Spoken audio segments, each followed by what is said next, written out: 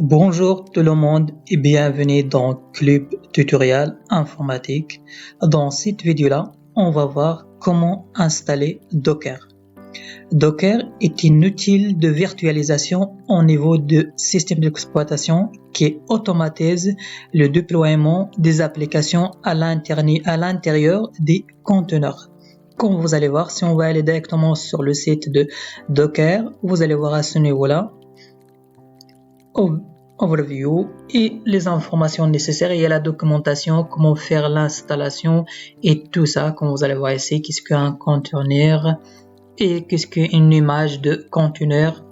Il y a toutes les informations nécessaires sur le site de Docker, toutes les informations, la documentation est riche et il faut seulement savoir comment l'utiliser. Donc, à ce niveau-là, voilà, normalement, vous pouvez l'installer sur Mac, vous pouvez l'installer sur Windows et aussi dans Linux. Dans notre cas-là, on va faire l'installation sur CentOS 8. C'est-à-dire, voilà, comme vous allez voir, il y a toutes les informations sur le site de Docker. Voilà, je me connecte moi à mon serveur. Comme vous allez voir, je me connecte avec l'interface web et après, je vais accéder à mon terminal pour effectuer l'installation de Docker. Voilà, je me suis connecté, je vais aller directement dans mon terminal. Comme vous allez voir, il faut déjà supprimer d'abord les packages de conflit avec Docker et au niveau de mon serveur là, il y a déjà Podman qui est déjà installé, donc je vais supprimer ces packages là. Donc pour cela, on va cliquer cette ligne de commande dnf-y supprimer Podman run-c. Voilà. Il est en train de supprimer exactement les packages de Podman, comme vous allez voir.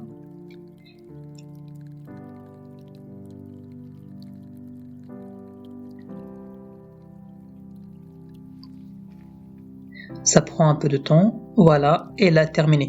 Une fois la suppression de ces packages-là, ils sont terminés. À ce niveau-là, je vais faire download par rapport à tout ce qui concerne Docker, les repos de Docker et Docker CO. Voilà, comme vous allez voir, je tape cette commande-là et voilà, elle va récupérer normalement. Et après, je fais sed pour récupérer les informations de Docker. Je vous laisse avec la vidéo un fichier où il y a toutes ces lignes de commandes là parce que c'est un peu compliqué d'apprendre toutes ces commandes là.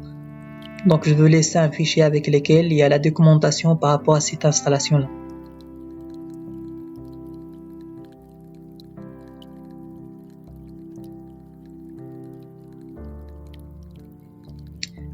Maintenant voilà, il a déjà téléchargé Docker comme vous voyez là.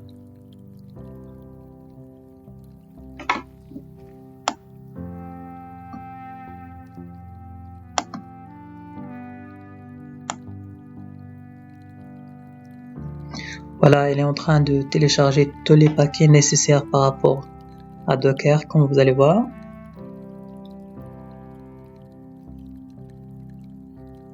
Ça prend un peu de temps par rapport à l'installation. Voilà, j'essaie d'accélérer un peu la vidéo, bien je l'arrête. Une fois elle est terminée, je reprends. Voilà, donc voilà, il a déjà terminé à ce niveau-là. Et maintenant, je lance exactement ma commande pour enable Docker. Comme vous allez voir, systemctl enable now Docker. Voilà. Et comme vous allez voir,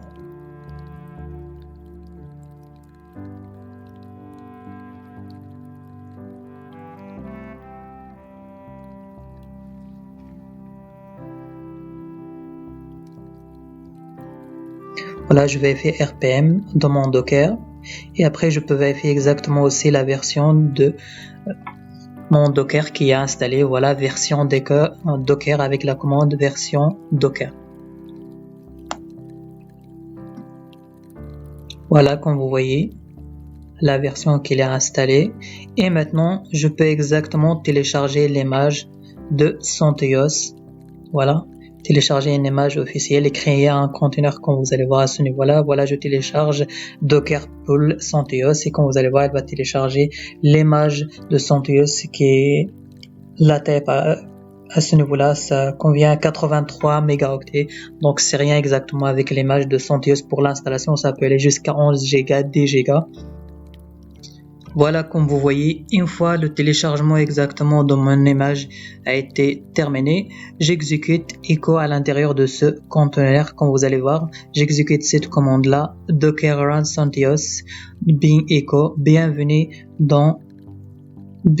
ou bien welcome des Docker World Clip2, ou bien vous pouvez exactement afficher le welcome, le echo de bienvenue welcome. Voilà, comme vous allez voir, il va l'afficher directement à l'écran. Voilà, comme vous voyez, welcome to Docker, World Clip2. Une fois normalement on a fait ça, maintenant on va faire la connectivité à la session interactive d'un Docker avec les options I et T comme suite, comme vous allez voir exactement. Et après, on va voir comment quitter la session d'un conteneur ou aussi le process d'un conteneur se termine. Voilà. Et comme vous allez voir à ce niveau-là, exactement, j'exécute la commande docker run etc. Voilà. Et CentOS bin bash, comme vous allez voir ici. Comme vous voyez, je me suis maintenant accédé à un conteneur, comme vous voyez. Maintenant, je me suis au niveau de la console de conteneur.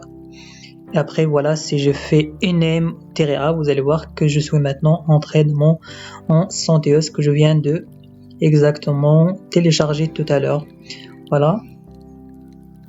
Et après, on peut faire seulement exit pour sortir de ce conteneur-là. Voilà, pour revenir exactement à la normale, à l'utilisateur, comme vous allez voir, Clip2.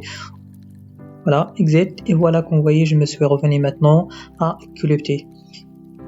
Voilà, si on quitte la session normalement d'un conteneur, en conservant le process de conteneur, en appuyant sur les touches CTRL-P et CTRL-Q, comme vous allez voir. CTRL-P et CTRL-C. Voilà, si j'exécute maintenant déjà mon conteneur, voilà, si je veux exactement, je tape sur CTRL, vous voyez, voilà. Voilà, maintenant j'appuie sur CTRL-P et CTRL-C, pardon. Voilà, comme vous voyez, j'ai lancé exactement la commande docker ps qui me montre exactement l'ID de mon conteneur et toutes les informations de mon conteneur, comme vous allez voir, afficher les processus exactement de mon docker.